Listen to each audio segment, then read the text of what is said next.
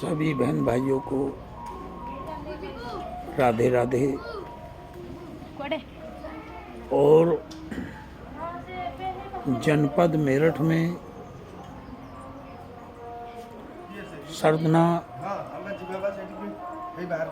थाने में अंतर्गत जो कपसाड़ गांव में जो कि बेटी का मामला सामने आया,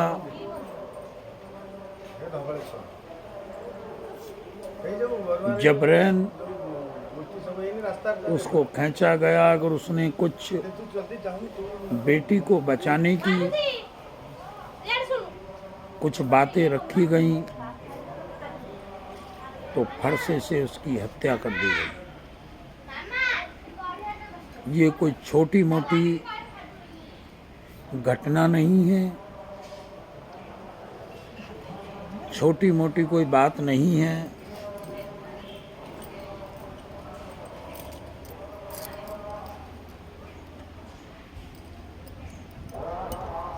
जिला मेरठ के द्वारा उत्तर प्रदेश में ये पहली घटना है। और जिस दुराचारी ने ये घटना की है, उत्तर प्रदेश की सरकार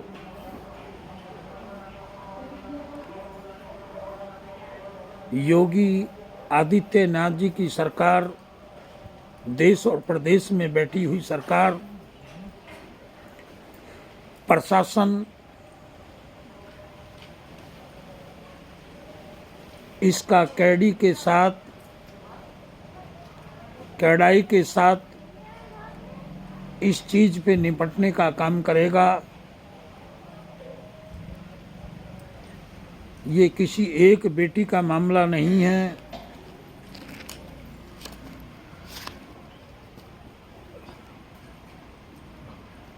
किसी एक जाति की बेटी का मामला नहीं है, ये सभी बेटियों का मामला है। ना किसी अन्य जाति, एक जाति का है। बेटी किसी की भी हो, बेटी बेटी होती है, बेटी अपनी होती है, बेटी समाज की होती है।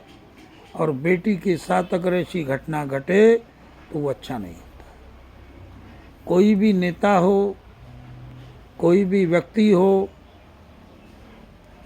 वो दो गुटों के साथ लड़ाने का और बैठाने का काम कर रहे हैं।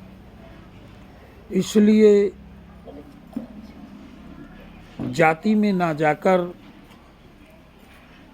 किसी की नेता की बात पे ध्यान ना देकर, केवल उस माँ की हत्या पर, उस बेटी की बात पर थोड़ा सा ध्यान दिया जाए और किसी जाति में ना बटकर केवल वहीं तक सीमित रहा जाए कि हमें प्रशासन से न्याय मिले। जिस माँ की फरसे से हत्या हुई है उस परिवार को न्याय मिले। कोई भी परिवार का सदस्य है, उस परिवार के सदस्य को न्याय देने का काम जिला प्रशासन, गवर्नमेंट करती है। इसलिए हमें गवर्नमेंट पे, प्रशासन पे, योगी आदित्यनाथ मुख्यमंत्री जी पे हमें विश्वास करना चाहिए। क्यों ऐसी हत्याएं पहली बार हुई हैं? अगर बार बार ये हत्या होती हैं तो हमारा स्वयं का नुकसान होता है। जाति में लोगों को ना लड़ाइए, केवल बेटी तक, माँ तक ये बात सीमित रखें और प्रशासन से मांग करें कि जल्द से जल्द आरोपियों को गिरफ्तार किया जाए और उस माँ बेटी को न्याय मिले।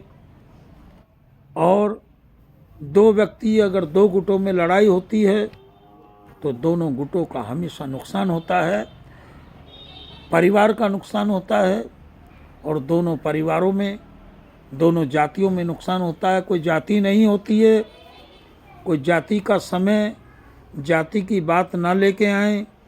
केवल बात जो रखें वो केवल बेटी की, माँ की रखें। केवल जाति से संबंध ना रखें।